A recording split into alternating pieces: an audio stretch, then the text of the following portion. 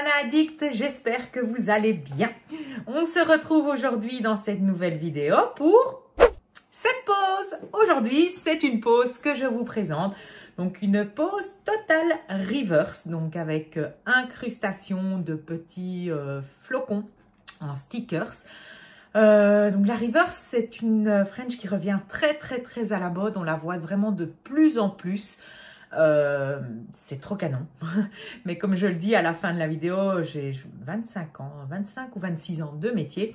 Et c'est quelque chose qui est apparu très vite quand j'ai commencé les ongles. Enfin, peut-être 20 ans, oui, peut-être 20 ans que je connais la reverse. Avant, on ne faisait que ça. Donc, il y avait déjà au départ, quand j'ai commencé, il n'y avait que de la résine. Et puis, les French sont arrivés, c'était cover et French blanche. Et on travaillait toujours en reverse. Et puis ensuite, les French, les gels colorés ont commencé à sortir. Et là, on a commencé vraiment les French reverse et tout avec les incrustations. Donc, c'est pas nouveau du tout. Les nouvelles dans le métier pourraient peut-être tendance que c'est une nouvelle mode, auraient peut-être tendance à croire que c'est une nouvelle mode, mais pas du tout. C'est très vieux comme technique et enfin, moi j'adore. J'ai toujours adoré. Quand je faisais de la clientèle, je ne faisais quasiment que ça. Ce n'était quasiment que des French reverse, enfin c'était beaucoup des French blanches, mais en reverse quand même et en résine. Et puis ben, quand c'était les fêtes, on faisait quelque chose de coloré ou quoi. Et puis ça s'est estompé vraiment petit à petit. Les gels colorés ont beaucoup commencé à arriver. Les VP aussi et tout. Et puis on était couleur. Et maintenant la reverse revient en force. D'ailleurs moi je m'en suis fait 2 ici aussi. Je vous avais posté la photo sur les réseaux. Et donc voilà, moi j'adore.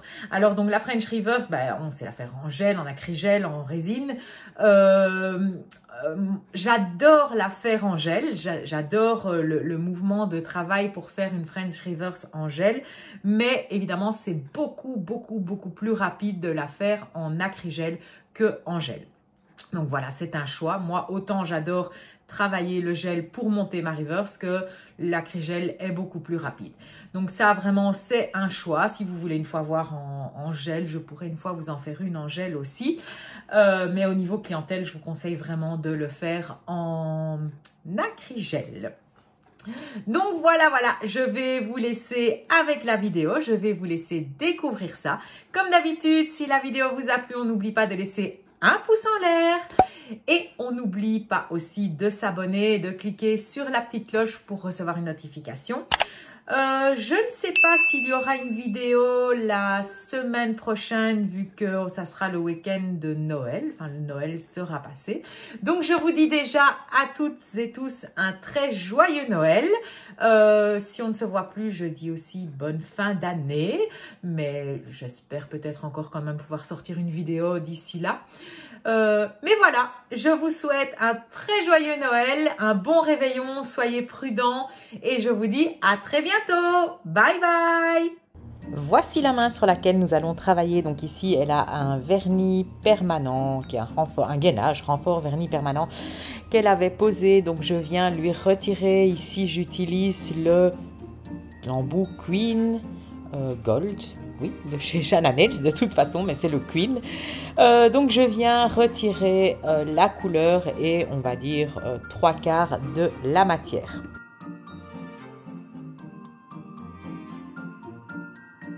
Une fois que la matière et la couleur sont retirées, ou l'inverse, la couleur et la matière, je viens préparer l'ongle. Donc ici, je suis avec un embout emery de grain 240. La vitesse de ma ponceuse est sur 8000 tours. Et je viens retirer, je prépare l'ongle toujours dans le même sens. Et je viens vraiment lisser le restant de matière qu'il me reste sur mon ongle. Et je procède comme ça pour tous les doigts.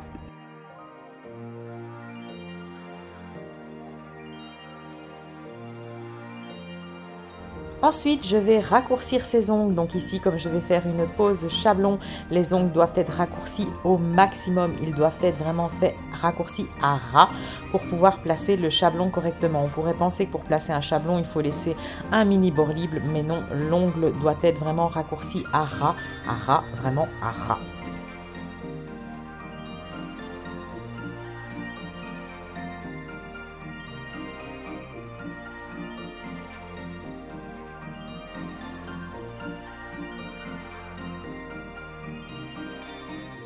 Une fois que j'ai terminé la préparation des ongles, je m'occupe des cuticules. Donc ici, je repousse avec mon petit repousse cuticule de chez Stalek et je viens faire l'ouverture de la poche pour ensuite pouvoir préparer mes cuticules avec l'embout.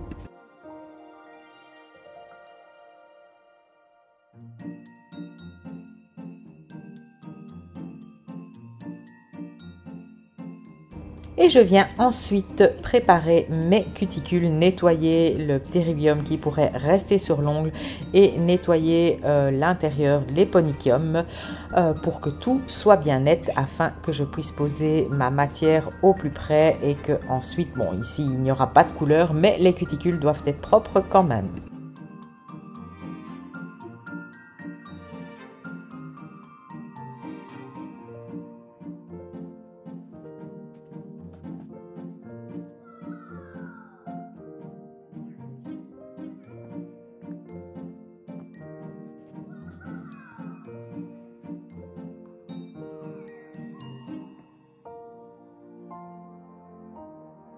Je vais venir ensuite appliquer mon Magic Airbond 3 en 1, donc qui sert de nail prep de primer, enfin il remplace le primer, il ne contient pas de primer, mais il est tellement bien déshydratant qu'il n'y aura pas besoin de primer. Et en plus je vais mettre ma base Duragel Step 1 qui elle contient déjà de l'acide, donc il n'y a pas besoin de primer supplémentaire.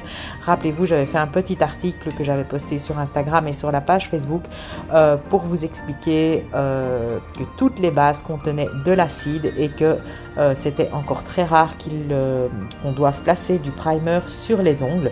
D'ailleurs ici je lui place la base au pinceau pour qu'elle soit appliquée en très fine couche parce que mon modèle a tendance à faire des onycholis. Donc si je l'applique directement avec le pinceau de la bouteille, il risque d'y en avoir trop. Maintenant, je vais venir placer mon chablon. Donc je vais d'abord regarder pour venir faire la découpe. Donc ici, je suis en train de regarder à quel endroit arrivent mes points de stress, à quel endroit tombe l'implantation naturelle de mon ongle pour venir faire ma découpe. Et je vais venir découper les petites oreilles parce que je verrai après s'il y aura besoin de le découper en profondeur, mais ici il n'a pas fallu, le chablon se plaçait parfaitement bien une fois qu'on avait découpé les oreilles.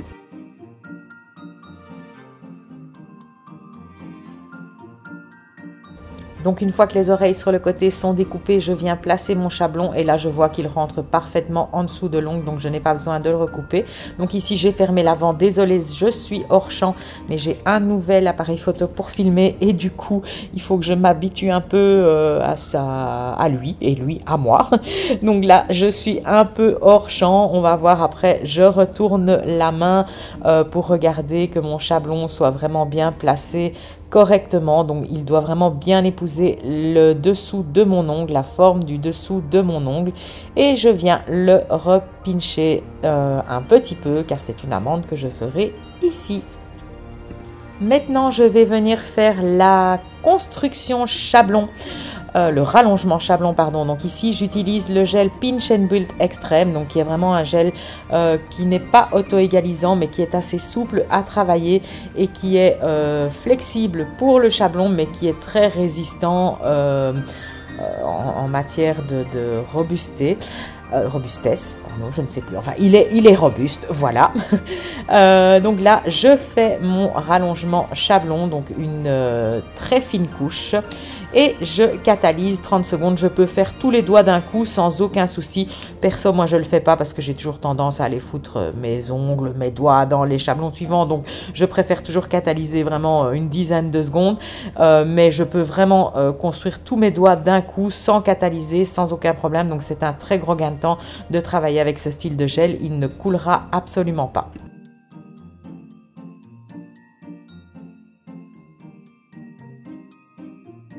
Une fois tous mes doigts catalysés, je viens retirer mes chablons, je les décolle d'abord de la peau et ensuite je tire simplement vers le bas. Maintenant, je vais commencer la reverse. Alors ici, je vais la faire en 2 étapes parce qu'on est sur des ongles un peu plus longs. Donc, je décide de la travailler en 2 fois. Je la travaille en acrygel parce que c'est beaucoup plus rapide et beaucoup plus simple, même si j'adore la faire en gel aussi. Donc ici, je viens placer un peu d'acrygel. Ici, c'est le Cover 1 de chez Jana Nails, toujours. Et je le place d'abord avec un petit bâtonnet. Donc, pour travailler l'acrygel, on travaille sous pression, qui est très légère, évidemment.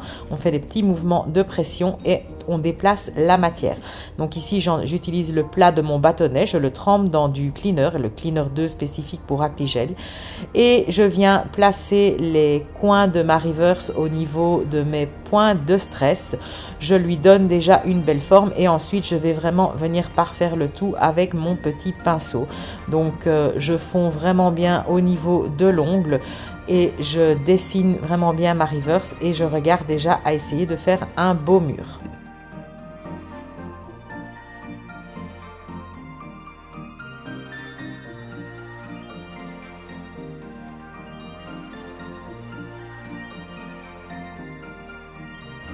Je passe au deuxième doigt, même chose ici, si vous n'êtes pas Miss Catastrophe comme moi, vous n'êtes pas obligé de catalyser parce que l'acrygel ne bougera pas, donc vous pouvez faire 2-3 doigts sans aucun souci, sauf s'il fait très chaud, alors là c'est peut-être mieux de catalyser quand même quelques secondes avant de passer à l'autre doigt, mais quand on est à des températures normales, on peut vraiment travailler plusieurs doigts en même temps, sauf quand on est Miss Catastrophe comme moi.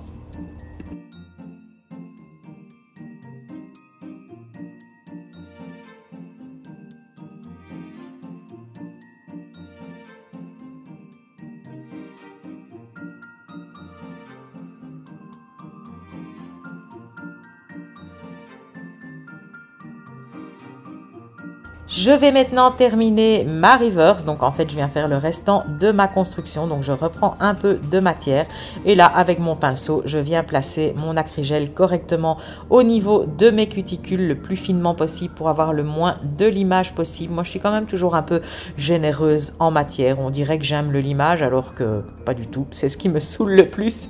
Enfin j'aime le faire mais voilà, c'est pas ce que je préfère. Et je reviens vraiment tout finement sur le dessus de ma reverse et je regarde à ce que mon mur soit toujours tracé, dessiné correctement.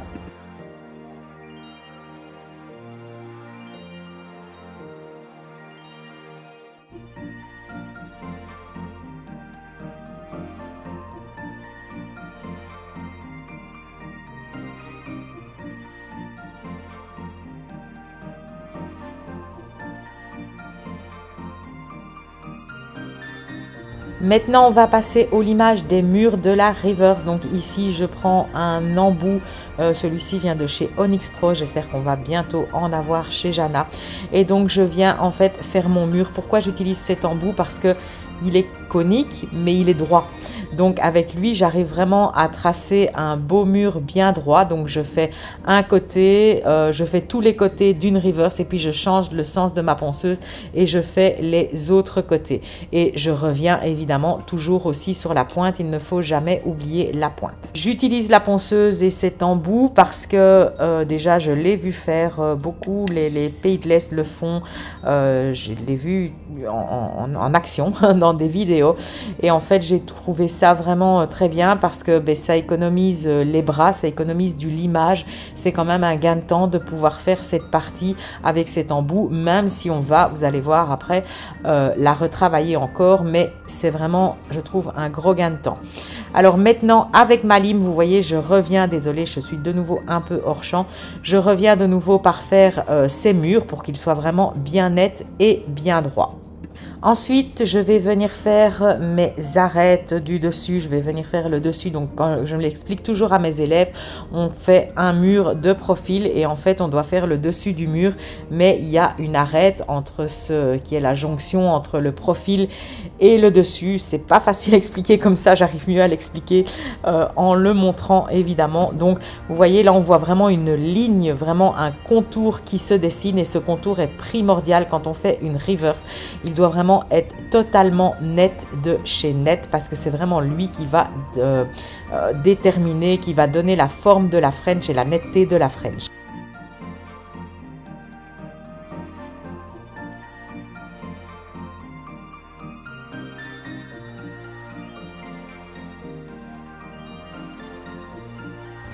Ici, quand j'ai fini une reverse, je vais prendre une petite équerre Aristo, je pense. Oh, je ne sais plus comment elle s'appelle celle-là. Bref, et je viens mesurer mes reverses. Elles doivent avoir la même longueur. Sur le petit doigt, elle peut être un peu plus petite. Mais voilà, mes deux reverses doivent avoir la même longueur. Et donc, vous voyez, ici, on a vraiment... les murs sont parfaits, les murs sont nickel. Donc, je vais attaquer l'autre doigt et je vais bien vous montrer ici...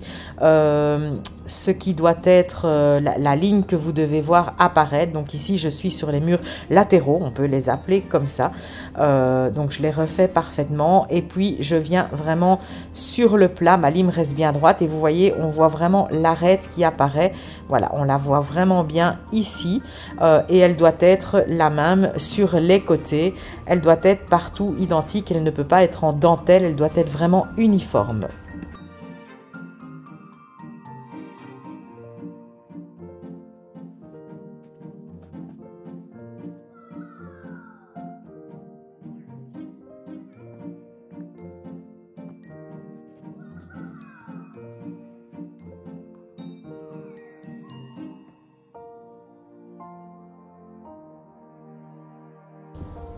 Voilà, je dois vraiment avoir un ovale parfait.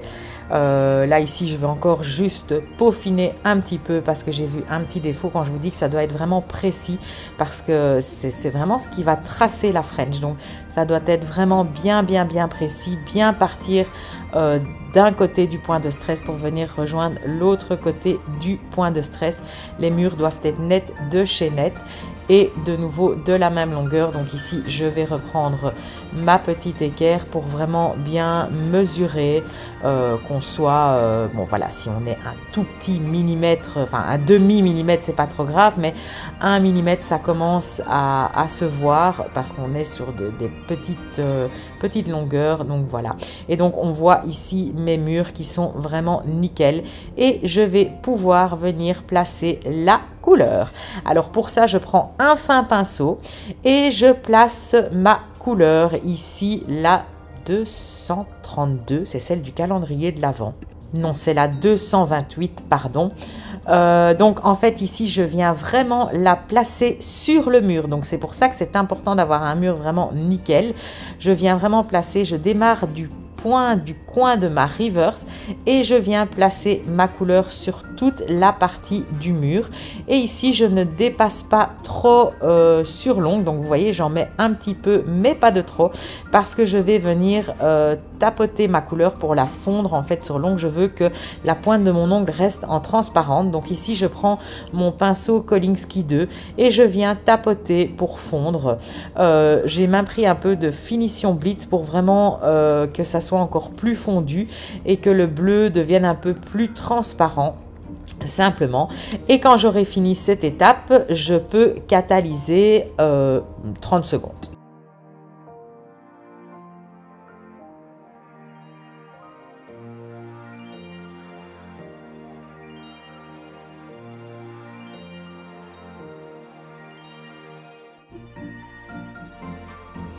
Maintenant, sur la pointe, pour avoir un effet givré pailleté en transparence, je vais appliquer le Gilac 233, donc qui fait partie aussi des couleurs du calendrier de l'Avent.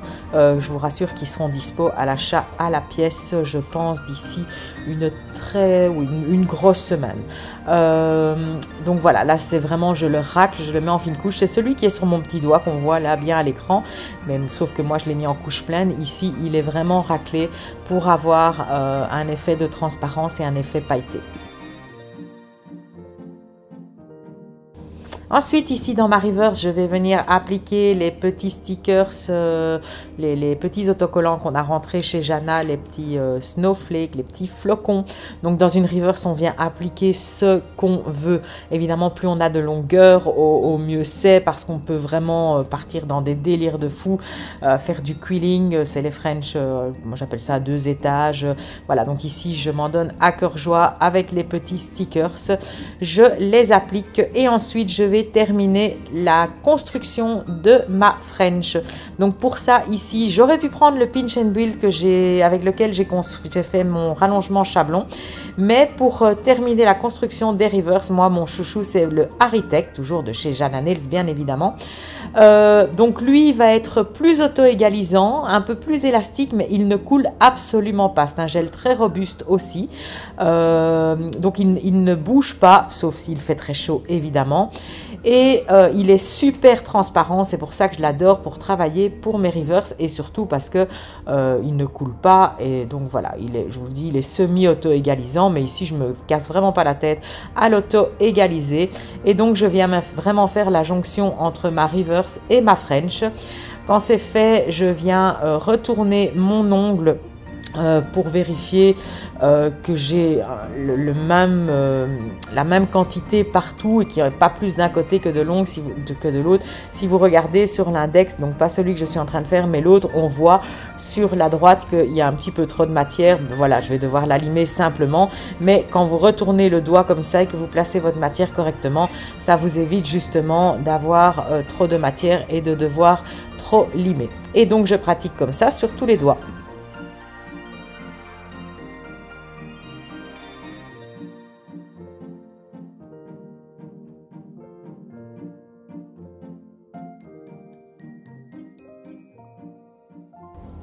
Maintenant, on va procéder au limage. Alors, je fais d'abord le limage de contour pour donner la forme. Donc, je fais ça à tous les doigts.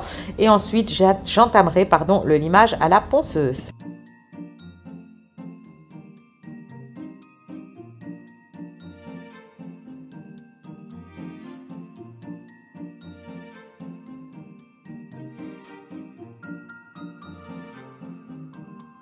Et donc ici, avec un emery, avec un grain 150, je viens faire un maximum de mon limage. Ici, comme on est sur une reverse, il y a toujours un peu plus de matière. Donc, en général, je fais 90% à la ponceuse et je peaufinerai à la lime. Donc, je viens d'abord faire mes cuticules, le prolongement de mes cuticules et puis le bord libre. Et voilà, je mets vraiment tout en forme. Je fais du limage portefeuille.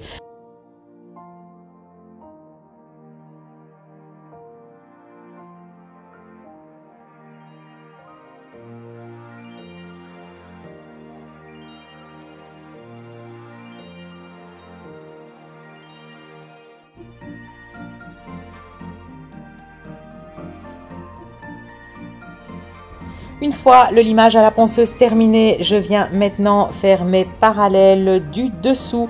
Je viens vraiment bien donner la forme et je viens peaufiner mon limage avec une lime. Donc vraiment de nouveau ici en limage portefeuille. Et je viens aussi retravailler un peu mes cutis. Je remets vraiment tout en forme. Je regarde l'ongle sous toutes ses formes pour être sûr de n'avoir rien oublié et que tout soit bien uniforme.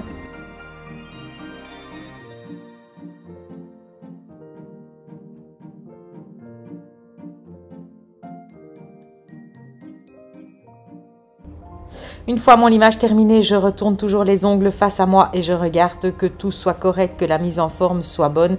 Je corrige si nécessaire. Ensuite, maintenant, on va terminer les cuticules. Donc, je repousse ici à nouveau pour bien être sûr qu'il n'y ait rien qui dérange en dessous. Et je vais d'abord couper les cuticules et ensuite, je vais faire mon petit polissage que je pense que vous connaissez maintenant. Donc, je vais mettre de l'huile. Ici, je vais mettre la 24K. Donc toujours de chez Jana Nails, qui est moins grasse que de l'huile à cuticule. Vraiment, elle a des petites feuilles d'or à l'intérieur.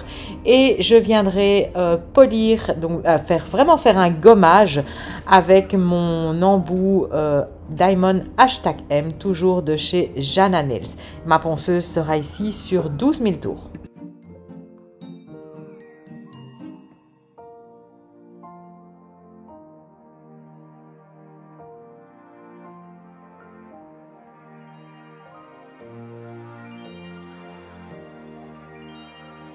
Après avoir fait ce polissage, c'est très important de nettoyer les ongles. Donc ici, avec simplement une lingette bébé, je viens les frotter et je vais venir mettre du Prep and Scrub sur tous les doigts, bien nettoyer avec un petit pinceau. Et puis après, je nettoie encore une fois avec un coton imbibé de cleaner.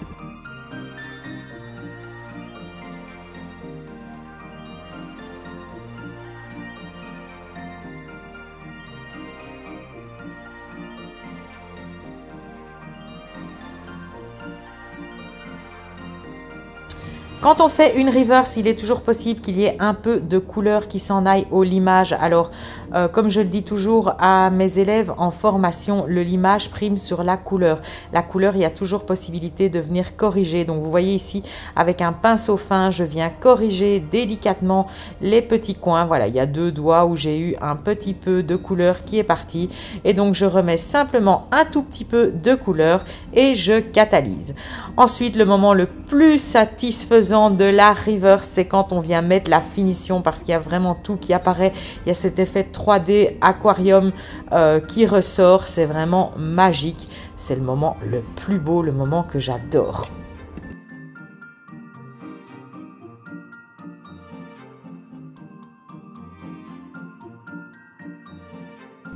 Et voilà le résultat final. J'espère que cette vidéo vous aura plu. Ça faisait bien longtemps que j'avais plus fait une pose complète reverse. C'est vraiment une technique qui revient très à la mode. Moi, ça fait bien 20 ans que je la pratique. C'est trop beau. La reverse, la French reverse, c'est la vie. Ça pétille, c'est flash. Voilà, je vous dis à très bientôt pour une prochaine vidéo. Bye bye.